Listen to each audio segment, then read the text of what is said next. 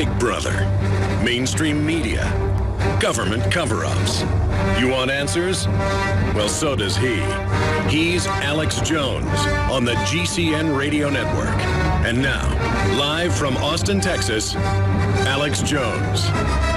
Welcome to the Alex Jones Show on this Sunday, September 20th, 2015. I'm David Knight, your host.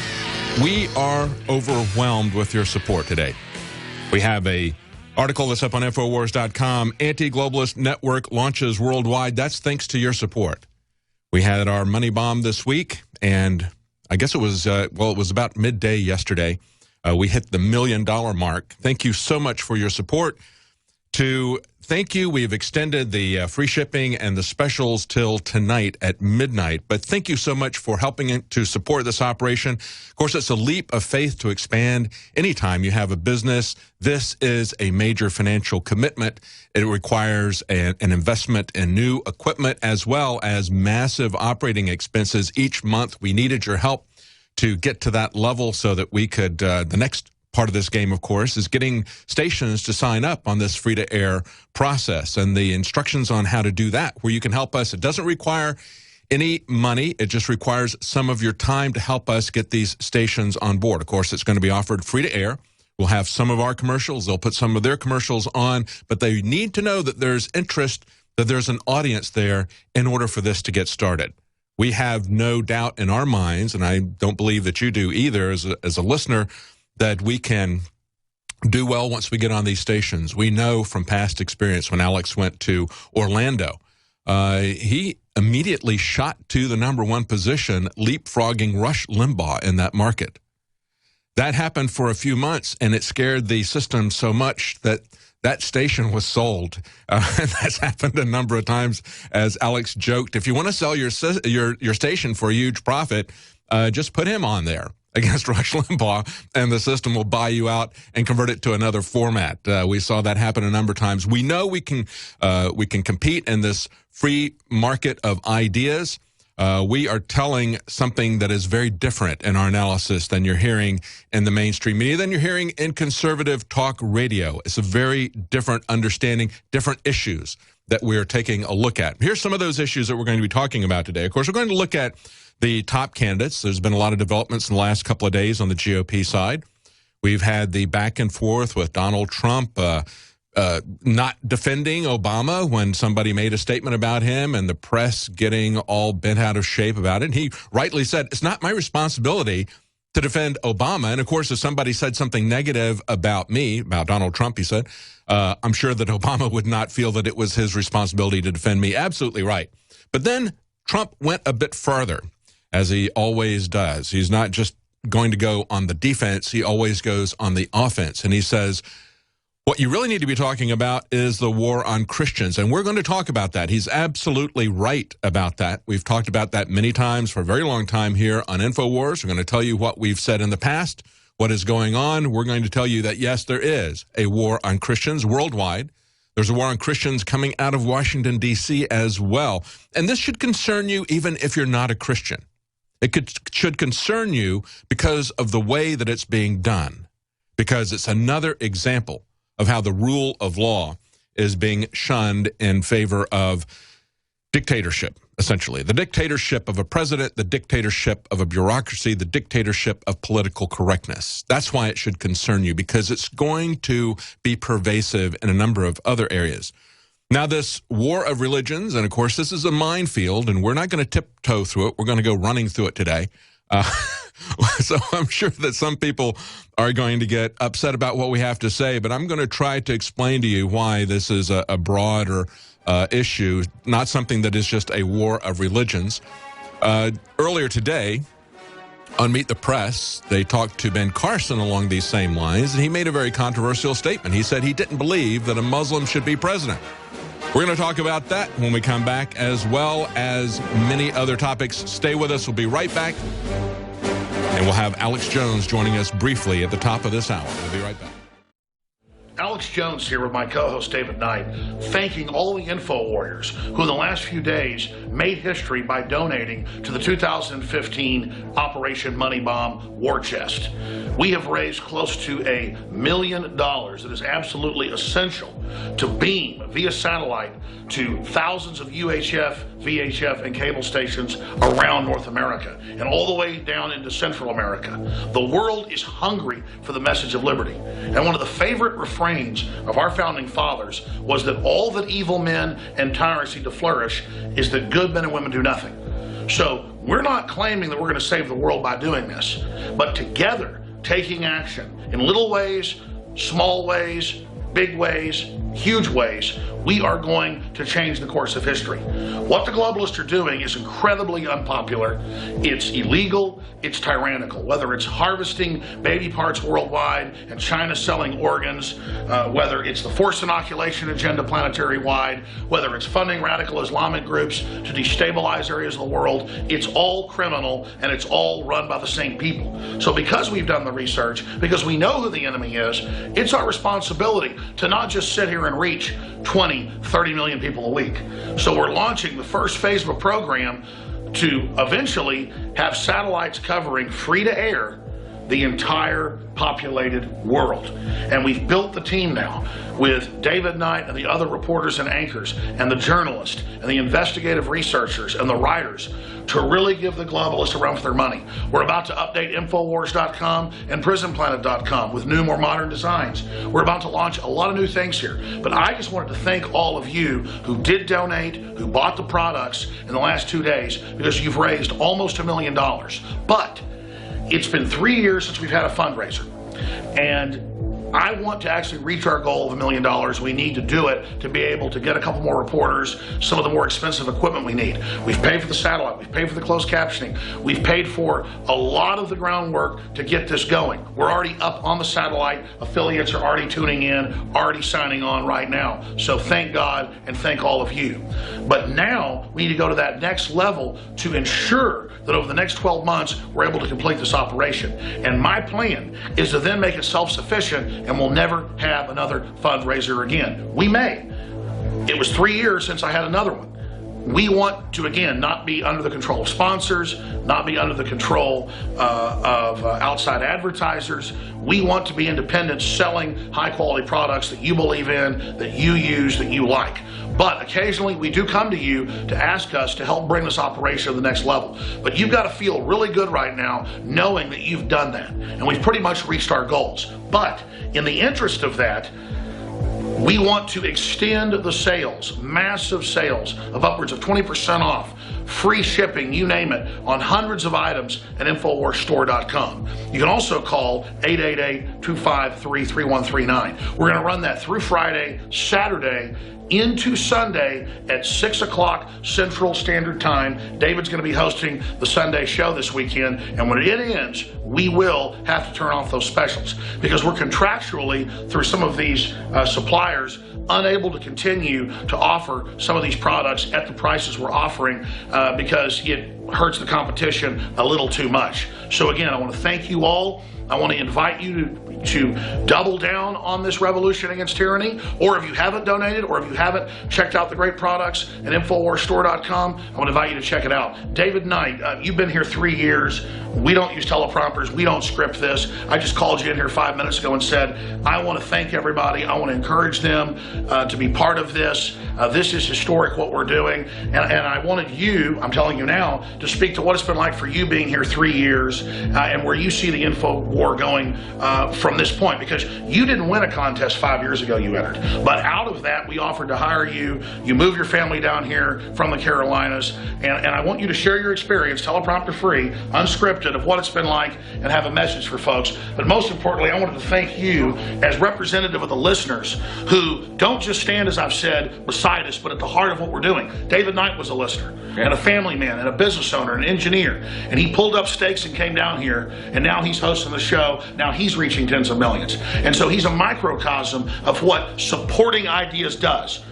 Evil's only winning because good men and women haven't got off the bench in the fight. So, David, I want you to close this out, spend a few minutes, but I love you and your family, and I appreciate you. Thank you. Thank you. It's amazing to work with such great people. Thank you so much. And I can tell you that what I've seen here in this amount of time is how Alex is pouring this back into expanding the information outreach. We're not sitting on a hoard of gold like some kind of a dragon. He is investing this. I've seen massive changes, not only expansion in the number of personnel, but also expansion in the studios that we put there, which is essential for us to be able to reach out to people, to have something that looks professional. People won't tune in and listen to it. If you're trying to reach somebody that's never heard this message before, you've got a lot of obstacles in front of you because they've never heard this kind of information before. They're getting a very different story from the planned information that's coming out of the mainstream media. And so when we hit them with very different information, if we look extremely different, that's very difficult for us to reach them. So we have to have a certain way to present it. We have to have certain ways that we can reach out to people. That's what I've seen Alex doing, is investing in this all out. As I said before, when we saw what happened with Sandy Hook, we knew what was going to be done with this. We knew this was a massive push to take away the Second Amendment. We know how important all of our rights are, but we know that the Second Amendment is guaranteeing these other rights as well. And I remember how it was like this money bomb effort. For a couple of weeks at the very beginning, it was just around the clock, pushing back against this. What can we do? How can we expose where they're going with this, what they're doing with this? So we've seen this happen over and over again. It's going to happen again. There's been multiple times since I've been here that we have made a difference. You passing our information along, you being a subscriber to the nightly news, when we were fighting against these expansions in the war on Syria, when they had the false flag attacks with the sarin gas, we explained that to people. We were leading the fight and explaining to people what was really going on there. Now it's breaking that our government has been working with Chechen rebels, bringing them in, training them, and injecting them into Syria, going back to 2012. Mainstream media is reporting that now, reporting the fact that we have American troops on the ground in Syria a day after everybody was saying it's so dangerous and provocative that Putin is saying he's going to put Russian troops there. So it's very important. It has real world consequences for all of us to understand what is behind this, what is happening. That's why it is imperative for all of us to understand what's going on and to warn our neighbors what's going on. There's been so many issues on which InfoWars has been a real game changer, where we've made a real difference with you, with your support. That's why it's vital for you to join with us and support us now. Thank you so much for standing with us. Thank you so much for your support. Let's get that last bit of effort to finish this off. For InfoWars Nightly News and for the Alex Jones Radio Show, I'm David Knight. And again, thank you so much for your help. Sometime yesterday, we reached the goal of $1 million. Thank you so much for that. And as a thank you, Alex has extended free shipping on anything you want to get at the store until midnight tonight. It is very, very important that you've stood with us, and we cannot thank you enough. Your support is absolutely overwhelming. Now, help us get on these stations. You can find that information there at the Money Bomb. There's a PDF to download to let you know if you have a satellite system where you can listen to this directly, how you can do that, but also how you can approach stations and let them know there's an interest in your area. That is vital. We're confident that if we get on the stations in those areas that we will do very well. We've seen this happen in the past, and we know that it will happen as well. As I mentioned in the last segment, just looking at the experience that Alex had with radio in Orlando, going head-to-head with Alex Jones on a station there, immediately shot to #1, and of course that station got sold right away after just a couple of months of that happening. They got sold and changed the format of that station. So Alex has joked, if you want to make a profit on your station, just carry his radio program and you're likely to get sold, and changed over to another format just to get him off of the competition, because we have a message that the mainstream media, whether it's conservative or liberal, does not want you to hear. They have a very narrow, controlled narrative that they want to feed you, a very controlled this or that narrative. It's either this one or that one, but there are so many issues and the bigger picture that they do not want you to see. Here's some of the news that we're going to be covering today. Of course, there's the back and forth between Trump versus Obama, the war on Christians. We're also going to be looking at the comments that Ben Carson made today, earlier on Meet the Press, about whether or not there should be a Muslim president. We've got the United States preparing for a new war against Russia, and guess what? The U.S. keeps losing in these war games. We have a host of issues we're going to talk about today. Donald Trump released a new position paper on the Second Amendment. We're going to break that down for you. Earlier this morning on Meet the Press, Ben Carson was asked if a Muslim could be president. We're going to talk about his comments on that. But before we get to those issues, I want to go over this back and forth that's been developing over the last several days between Trump and the press, and I would say also Obama. Of course, he took a lot of flack because a man stood up at one of the rallies and said, you know, Obama's a Muslim. He's not even an American citizen. We've got these camps all over the place. What are you going to do about this?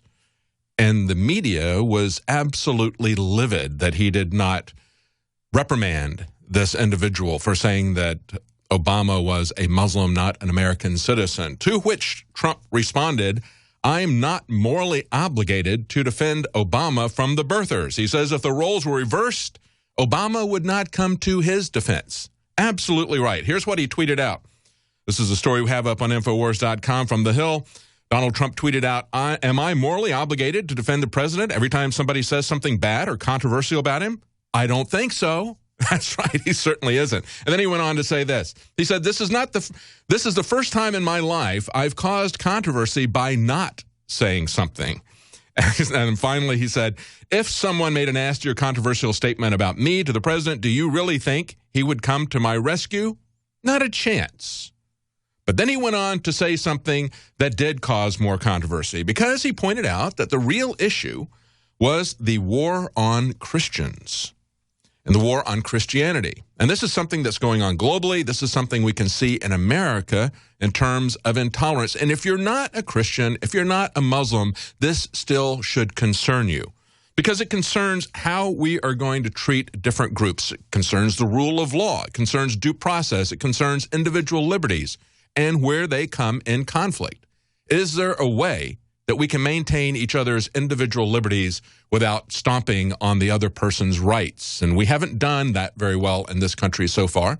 In most cases, the pendulum swings too far in one way and then swings too far back in the other way. Is it possible for us to find a balance? But when we look at the record of the Obama administration, I don't see a balance there. Now, of course, there's this article from Breitbart saying pro-Christian vow, Trump escalates against the media's Muslim Obama smear. Donald Trump, they say, is hitting back twice as hard as the Democrats.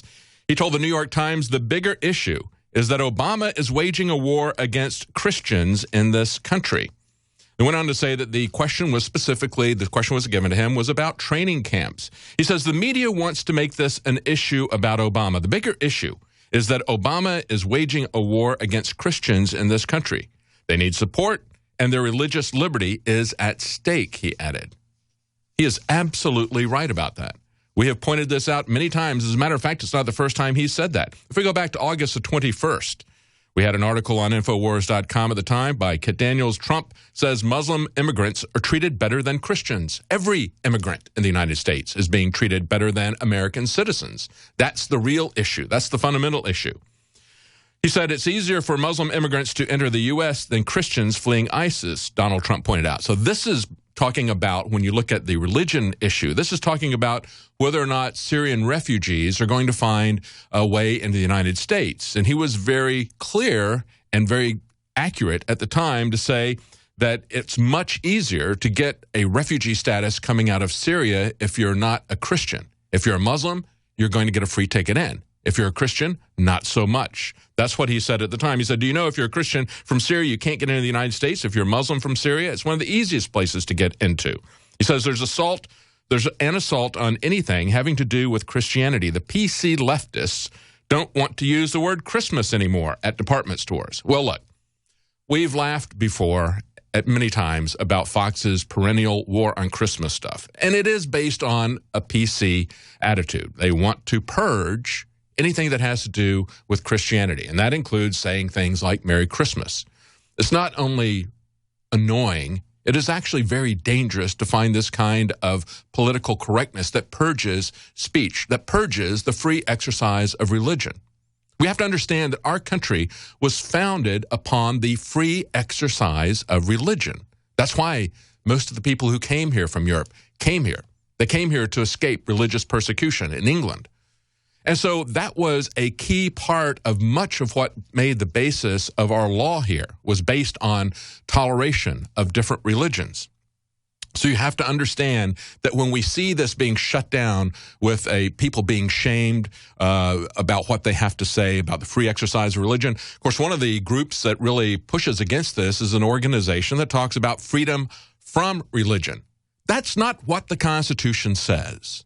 The Constitution says we have free exercise of religion. Free exercise of religion. Okay, it's freedom of religion, and you exercise it. You don't have to keep it in the closet. And so now what we have is a situation where Christians, they're demanding that Christians keep their faith in the closet. And that's a kind of persecution. We don't want to see the pendulum swing back the other way. This is not something that's going to work out good for either group. We've seen this in the past. We don't want to see this in the future. And of course, there is a systemic bias against Christians in the mainstream media, as well as in the District of Criminals in Washington, D.C. We've talked about this many times. Of course, going back to July 21st, we had an article on Infowars.com. The persecution of Christians is intensifying as anti-Christian hatred sweeps the entire world.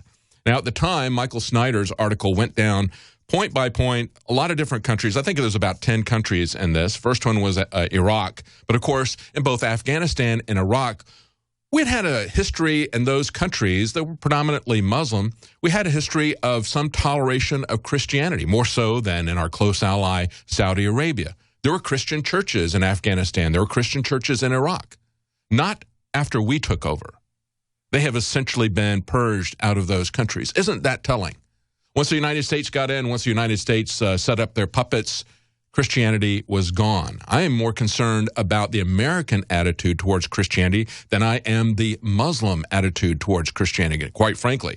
But it goes on to some other countries, Kenya. And, of course, in Kenya in April of this year, that was where there was the massive attack at a university getting shot up by Muslim terrorists who came across the border.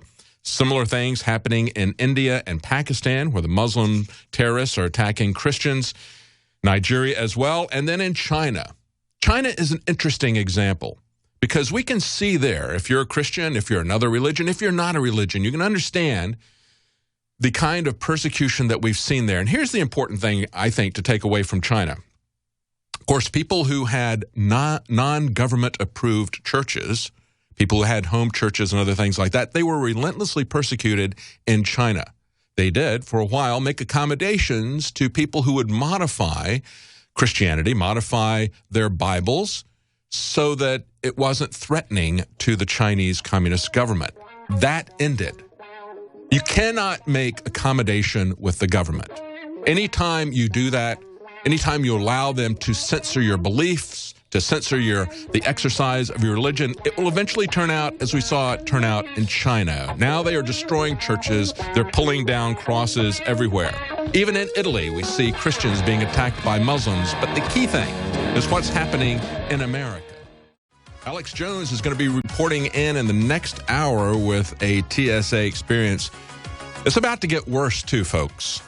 You know, if you live in the United States in a short period of time, some states, they're going to require the residents of some states to have a passport. Your driver's license is not going to be sufficient for you to travel within the United States. That's the arbitrary edicts of Homeland Security and ICE and border control. The same people who leave the borders completely open are not going to allow American citizens to travel within the United States unless they live in a state that complies with real ID. They won't consider your driver's license to be a valid form of ID.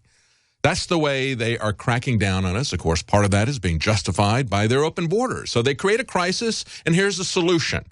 We need to have a new national ID for you. I know when I ran through these problems with the TSA traveling on my recent vacation, I saw a lot of people having different comments. Look, we just completely boycott flying, they said. I agree. I think we ought to try to boycott flying as much as we should. Let the airplane companies, the airlines, feel that financial pressure. Nevertheless, there are times when we do need to fly. And here's the other side of that. I refuse to allow them to keep me from moving around. It's in a one way, it's a defiance. I know it's a very small thing to opt out of the scanner. They still are putting their hands on me to go through this. I still have to get their blessing and their permission. I still have to be treated like a criminal, like a terrorist. I have to prove to them, to their satisfaction, that I'm innocent. And of course, it's all theater. I understand all that. Nevertheless, I do what I can to oppose this at this time until we can get more people with us. We shouldn't have to have a frisk down to travel in this country. I shouldn't have to have a passport to fly within this country. I shouldn't have to have transportation security administration all over this country. And it's not going to be just in the airports. They're going to be out on the highways and byways, and it's going to get even worse. There's going to be cars that are snitching on you. They're going to mandate talking cars. That's what the Department of Transportation Washington calls it. It is a process where they're going to be communicating with each other and with the government. We should start calling them snitch cars. I think it's maybe the Stasi highway system. We're going to talk about that in detail as well later in the program. But I want to finish up on this back and forth with Donald Trump, with Obama. Is he somebody that really embraces American values? Of course he isn't. He doesn't embrace traditional American values. Ted Nugent tweeted out, if Obama's a Christian, I'm a gay vegetarian pilot. Look, what's behind all of this? We know that Obama, whether or not you believe that his photoshopped birth certificate is acceptable or not, and we can see the layers of the photoshopped document that was put up there, many other things. We talked about the details of that document. Nevertheless, that brings up a question. Why would he give us a phony document? If he's legitimately born in Hawaii, why would they put up a document that was photoshopped that had a lot of anachronisms in it, as well as questionable things about the typefaces? If you look at that document, we've broken that down in detail. I don't believe that's a legitimate document. So that raises a lot of flags with a lot of people. But here's what's not in dispute. What's not in dispute is that Obama went to school in Indonesia. He grew up in a family where his mother had deep CIA connections.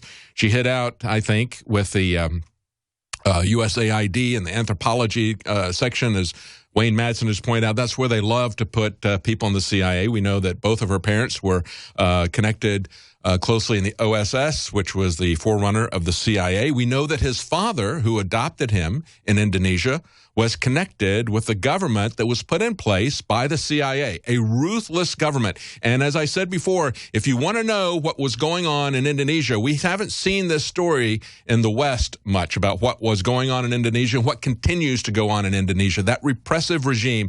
Look at the film, The Act of Killing. That'll give you some idea of what happened in that country.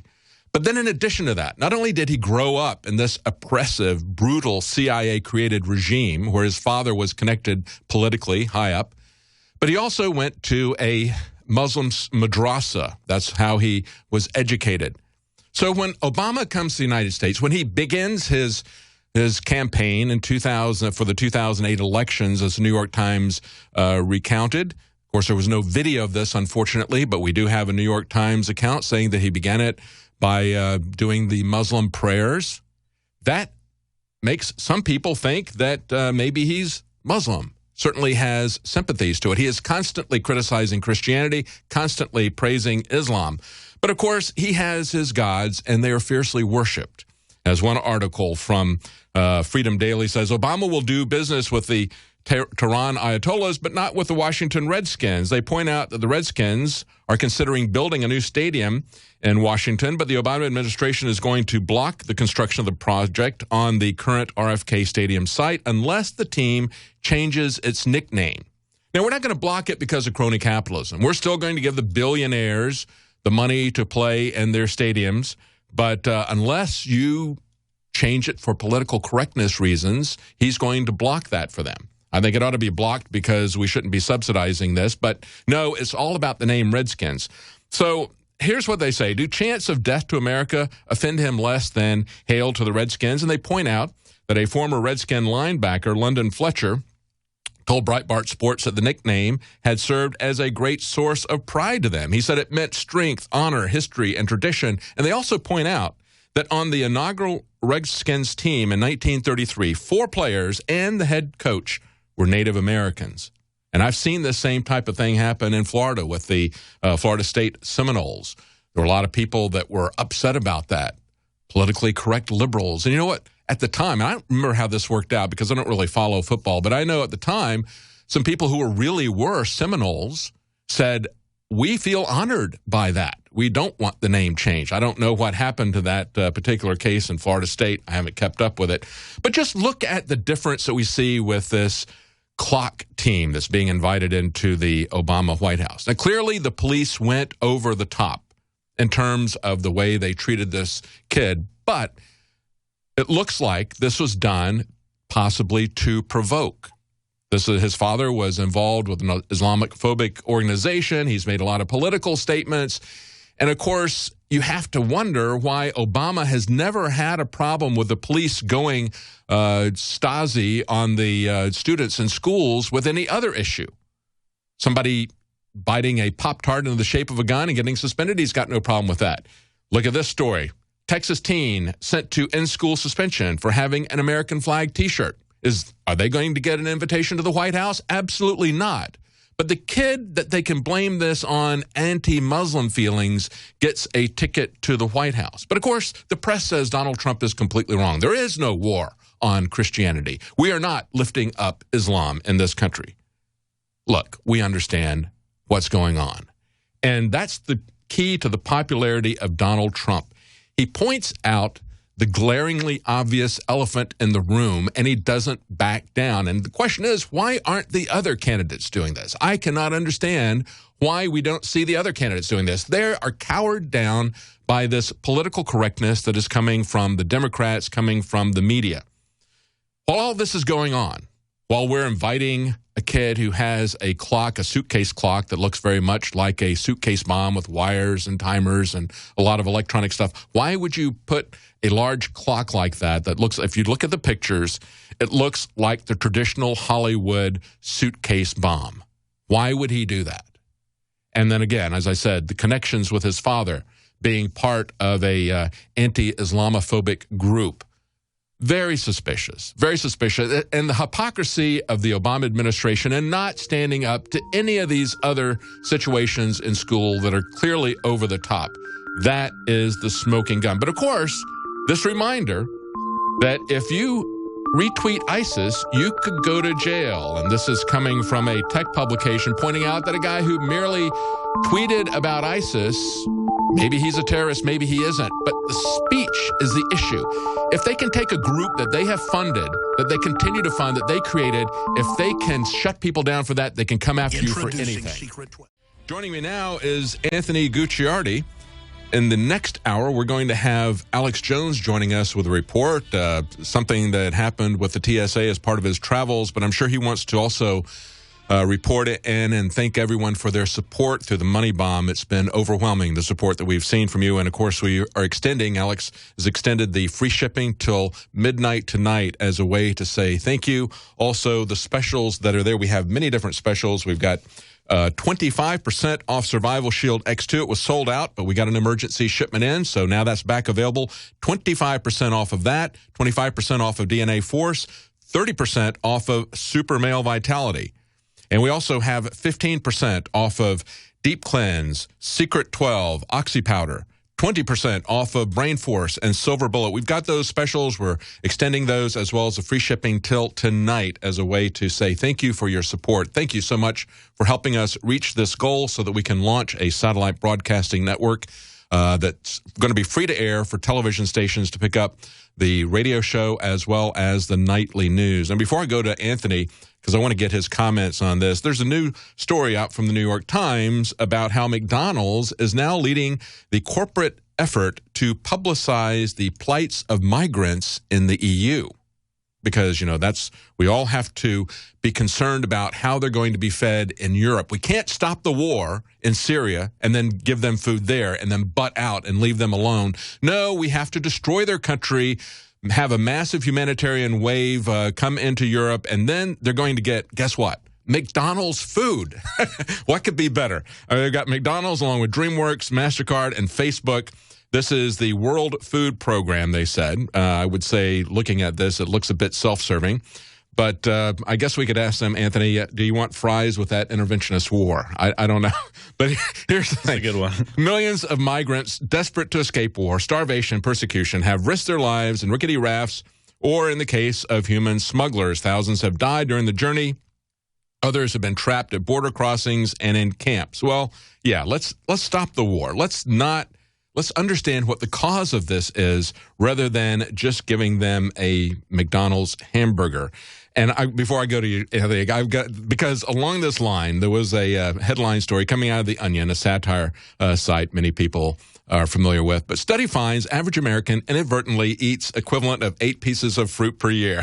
They say the study finds a typical person accidentally ingests small fruit fragments or pureed fruit chunks when they are mixed in with certain meals or snacks like yogurt or Hawaiian pizza, which over the course of 12 months adds up to about 8 whole pieces of fruit. And one of the people in their fictional study here, they say in the satire, Sampson, assured the public that while the thoughts of unintentionally chewing or swallowing that amount of fruit might make them feel squeamish or repulsed, these minute quantities of plant-based substances over the course of hundreds of meals would have very little impact on their health. He says when people learn the foods they eat every day might contain tiny parts or scraps of fruit, they tend to feel queasy. However, most Americans never even notice, and the body naturally flushes out fruit and fruit residue the same way it would a cinnamon roll or a chicken nugget. So that's the state of nutrition. But we got McDonald's. It's going to make it all better. They're going to help the people who have been driven out of their country in this war. They're going to give them some food, quote unquote. Right. Well, I think McDonald's should fix their problems at home before they go ahead and try to give the refugees their toxic meals. Yeah. And, it's funny that Onion says that. I think it has some validity to that, of course, that people really aren't eating fruit. But at the same time, it's interesting, David, how we see such tangible success when it comes to things like the food movement. Because McDonald's is bleeding so much cash right now, they don't actually report their losses each month anymore. They don't even let the public know how much they're losing because no one wants their junk anymore. Yes. That is why they're trying to do these PR moves. And I think you had another article about how they're going to transform their line of food within the next 10 years. Well, they're 10 years too late.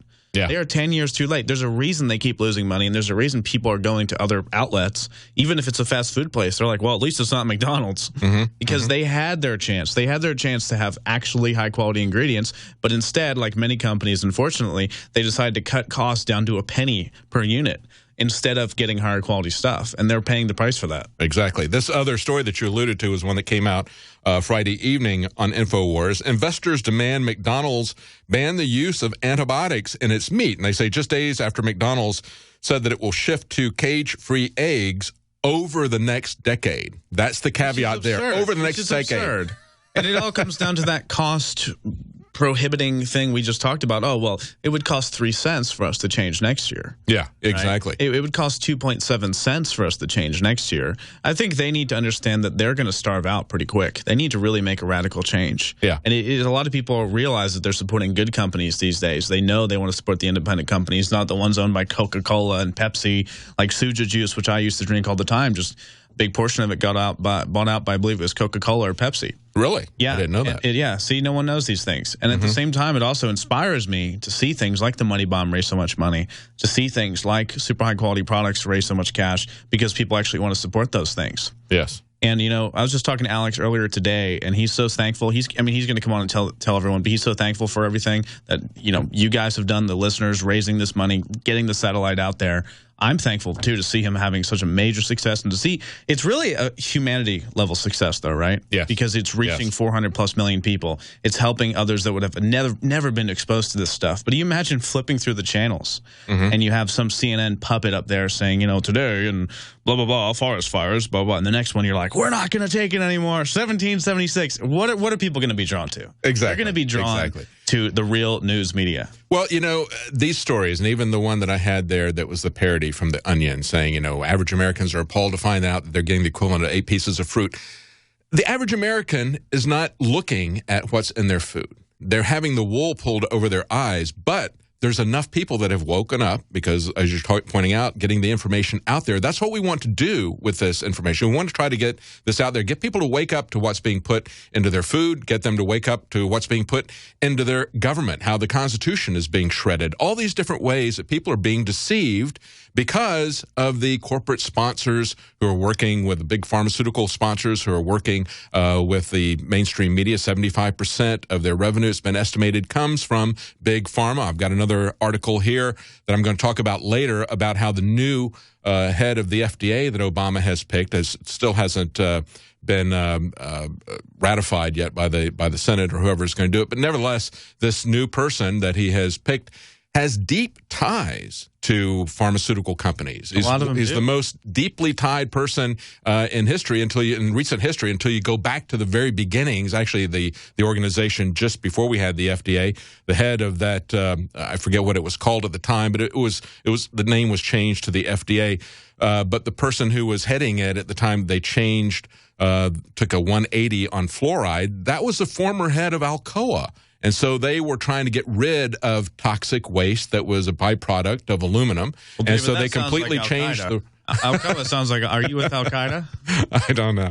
But that's what changed it. It was that kind of regulatory capture, that kind of crony capitalism, and now it looks like that's the kind of guy that Obama is going to be appointing for the next Food and Drug Administration. The people overseeing all of this are not overseeing it. That's why people need the information. It reminds me of two things. First, it reminds me of the study in 2011 that said organic is just the same as conventional food. Mm-hmm. And that was done by the guy that someone called the father of statistical lies, Ingram Olkin. And this guy developed an algorithm, basically, statistical algorithm, to make any study look a different way. And these are other people's words, not mine. But then what happened is another study, there was a meta-analysis of the original Paxil data, the antipsychotic, antidepressant drug, anti-anxiety. And they found that the original data for Paxil research found that it was super detrimental, caused massive number of different conditions and diseases. I know people that have serious diseases like vitiligo, where your skin turns white, the Michael Jackson syndrome. They looked at it again recently, just last week, and they said, wow, we could actually have found that out from the original data. It looks like that data was viewed in a certain specific way for the drug companies. Yeah. So all of the studies we see these days, they can be interpreted in different ways. That's good and bad. You know, the good studies, the bad studies, they can be interpreted. It just depends how the researchers want to look at them and where they're getting the funding from. Exactly. And that's the key. Where are they getting the funding from? And that's what we see in the history of this guy that Obama is about to appoint to the FDA. You have a right to know what's going into your food, to know about the drugs that they are telling you that you're going to be force inject with you. They need to have your consent, and you need to be informed. That is a fundamental right. If we don't have that, we're nothing but slaves to these masters. That's why it's important for you to have independent information. That's what we strive to do here at InfoWars. Thank you so much for joining us, Anthony Gucciardi. Stay with us. In the next hour, we're going to have Alex Jones reporting in. We've reached a critical juncture in the globalist program. That's why we're launching Operation Money Bomb 2015. And with the money we raise from this, we will be able to stay on the satellites and get on cable stations across North America, reaching tens of millions of more people right at the time they're receptive and looking for answers. So join us this September 16th and 17th. We're charging up, getting ready, and going in.